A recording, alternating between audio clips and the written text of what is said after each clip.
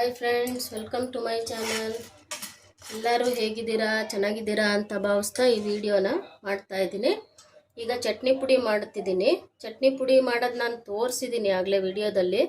ಈಗ ಒಂದ್ಸಲಿ ನೋಡ್ಕೊಳ್ರಿ, ನೋಡ್ಲಿಲ್ದವರು ನೋಡ್ರಿ. ಕೊಬ್ಬರಿ, ಹುಣಸೆ ಹಣ್ಣು, ಬೆಳ್ಳುಳ್ಳಿ, ಕಡಲೆ, ಕರ್ಬೇವಿನ ಸೊಪ್ಪು ಆಗಲೇ ಆಲ್ರೆಡಿ ಹುರಿದಿದ್ದೀನಿ. ಎಲ್ಲನೂ ಸ್ವಲ್ಪ ಬಿಸಿ ಮಾಡ್ಕೊಳ್ತೀನಿ ಅಷ್ಟೇನೆ. ಆಮೇಲೆ ಒಣಮೆಣಸಿನ್ಕಾಯಿ, ಬೆಲ್ಲ ಒಂಚೂರು ತಗೊಂಡಿಲ್ಲ, ಆಮೇಲೆ ತೋರಿಸ್ತೀನಿ. ಎಲ್ಲನೂ ಸ್ವಲ್ಪ ಬಿಸಿ ಮಾಡ್ಕೋಬೇಕು, ಯಾಕೆಂದರೆ ಕಡಲೆ ಸ್ವಲ್ಪ ಮೆತ್ತಗಿದ್ರೆ ನೋಡ್ಬೇಕು ತಿಂದು. ಬಿಸಿ ಇದ್ದರೆ ಮೆತ್ತಗಿದ್ರೆ ಸ್ವಲ್ಪ ಬಿಸಿ ಮಾಡ್ಕೊಳ್ರಿ. ಮತ್ತೇನು ಯಾವ ಬಿಸಿ ಮಾಡ್ಕೊಳ್ಳೋದೇನು ಬೇಡ. ಹುಣಸೆಹಣ್ಣು ಸ್ವಲ್ಪ ಅಷ್ಟೇ. ಒಣಮೆಣಸಿನ್ಕಾಯಿ ಒಂದು ಉರಿಬೇಕು, ಅದು ಸ್ವಲ್ಪ ಮೆತ್ತಗಿರುತ್ತಲ್ಲ. ಹುಣಸೆಹಣ್ಣು ಏನಕ್ಕೆ ನಾವು ಬಿಸಿ ಮಾಡ್ತೀವಿ ಅಂದರೆ, ಇದು ನಾವು ಮಿಕ್ಸಿ ಮಾಡಿದಾಗ ಬೇಗನೆ ನುಣ್ಣಗಾಗುತ್ತೆ, ಹಂಗಾಗಿ ಅದಕ್ಕೆ ನಾವು ಇದು ಮಾಡೋದು.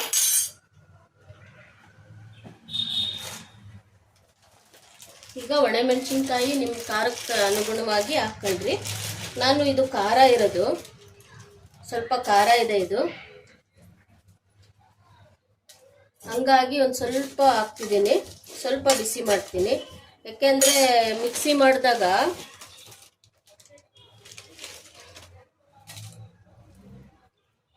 ಮೆತ್ತಗಿದ್ರೆ ಪುಡಿ ಆಗಬೇಕಿದು ಚೆನ್ನಾಗಿ, ಹಂಗಾಗಿ ಒಂದು ಸ್ವಲ್ಪ ಬಿಸಿ ಮಾಡ್ತಿದ್ದೀನಿ.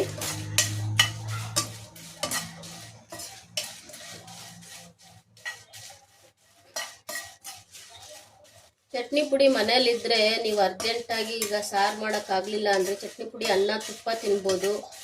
ಚಪಾತಿಗೆ ಚಟ್ನಿ ಪುಡಿ ತುಪ್ಪ ಹಾಕೊಂಡು ತಿಂದ್ರೂ ಚೆನ್ನಾಗಿರುತ್ತೆ. ಆಮೇಲೆ ಪಲ್ಯ ಗಿಲ್ಯ ಏನು ಮಾಡಲಿಲ್ಲ ಅಂದರೆ ಚಟ್ನಿ ಪುಡಿ ಸೈಡ್ ಡಿಶ್ ಆಗು ತಿನ್ಬೋದು.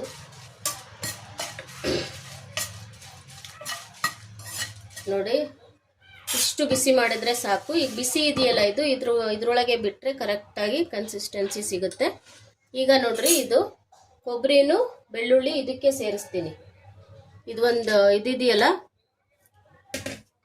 ಒಂದು ಬಾಣಲಿಗೆಲ್ಲ ತೆಕ್ಕೊಂಡಿದ್ದೀನಿ.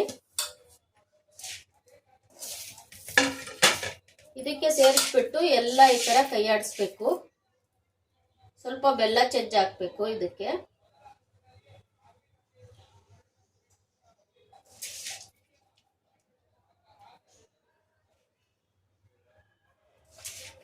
ಹುಣಸೆಹಣ್ಣು ಸ್ವಲ್ಪ ಬಿಸಿ ಮಾಡಿರ್ತೀವಲ್ಲ, ಮೆತ್ತಗಿರುತ್ತೆ. ಈ ಥರ ಬಿಡಿಸಿ ಎಲ್ಲ ಕಡೆನೂ ಇದು ಮಾಡ್ಬೇಕು, ಯಾಕೆಂದರೆ ಎಲ್ಲ ಕಡೆ ಸ್ಪ್ರೆಡ್ ಆಗಬೇಕದು, ಇಲ್ಲಾಂದರೆ ಒಂದೇ ಕಡೆ ಹುಳಿ ಕುತ್ಕೊಂಡ್ಬಿಡುತ್ತೆ.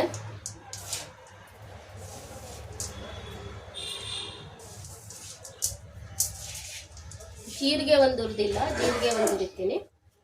ಜೀರಿಗೆ ಹುರಿದಿರೋದೇ ಇದೆ ನನ್ನ ಹತ್ರ, ಪುಡಿ ಮಾಡಿರೋದು, ಅದನ್ನೇ ಹಾಕ್ತೀನಿ.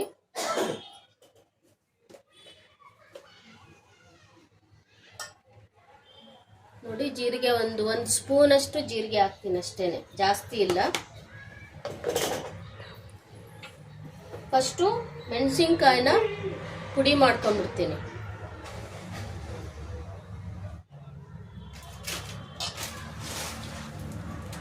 ಇಷ್ಟು ಬೆಲ್ಲ ಹಾಕ್ತೀನಿ. ಬೆಲ್ಲ ಸಾಲ್ದಾದ್ರೆ ಮತ್ತೆ ಒಂದು ಸ್ವಲ್ಪ ಹಾಕಬೇಕು. ನಮ್ಮ ಮನೇಲಿ ಇಷ್ಟೇ ಇರೋದು ಈಗ ಬೆಲ್ಲ, ಅದಕ್ಕೆ ಇಷ್ಟು ಹಾಕಿದ್ದೀನಿ. ಆಮೇಲೆ ಉಪ್ಪು,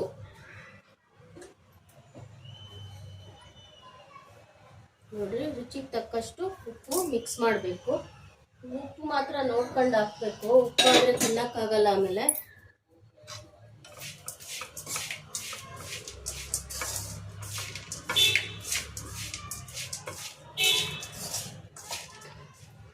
ಇದಿಷ್ಟು ಮಿಕ್ಸ್ ಮಾಡಾದ್ಮೇಲೆ ಮತ್ತೆ ಇದನ್ನ ಒಂದು ಸ್ವಲ್ಪನೇ ಹಾಕೊಂಡು ಪುಡಿ ಮಾಡಬೇಕು.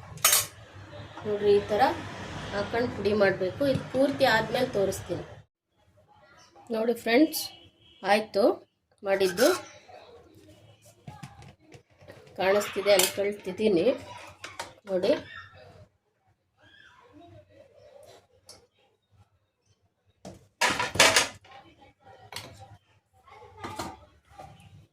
ನೋಡಿ ಚಟ್ನಿ ಪುಡಿ ಆಯಿತು ಮಾಡಿದ್ದು. ಯಾವ ರೀತಿ ಅಂತೇಳಿ ತೋರಿಸಿದ್ದೀನಿ. ಇನ್ನೊಂದ್ಸಲಿ ತೋರಿಸ್ರಿ ಅಂದರೆ ಬೇಕಾದರೆ ಇನ್ನೊಂದ್ಸಲಿ ನೆಕ್ಸ್ಟ್ ಟೈಮ್ ಮಾಡಿದಾಗ ತೋರಿಸ್ತೀನಿ.